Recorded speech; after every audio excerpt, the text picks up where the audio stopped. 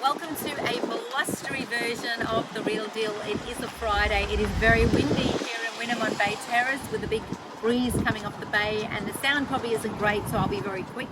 I just wanted to let you know that we are seeing the market just go up and up and up each week.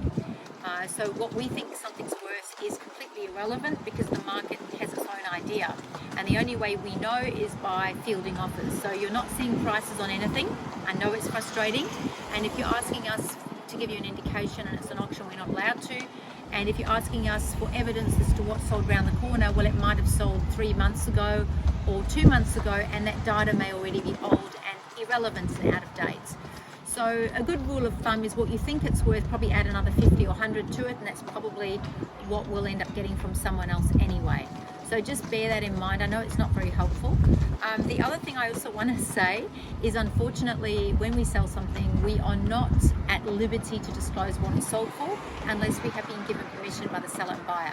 My last few sales, my seller and my buyer have requested that we do not disclose what those properties sell for. Now, the reason for that is, what if there's a young family and they've gone and purchased an extremely expensive house, and people know they bought a nice house, but they kind of start gossiping about what that property went for, and it's kind of a little bit of a personal thing.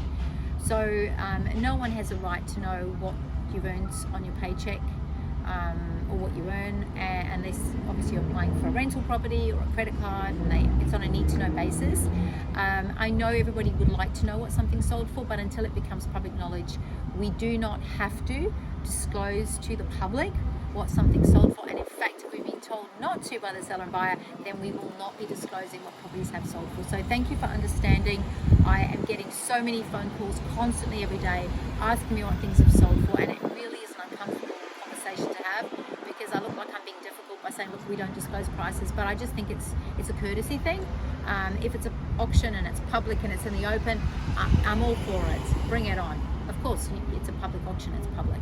So unless it's a public auction and unless people have been given permission, we will not be disclosing prices. I think every person enjoys the fact that if you work with me, I am confidential. I don't talk about the celebrities I've sold properties to or for. That's on a confidential basis, and I think that's really important, and I think discretion is definitely something that you should be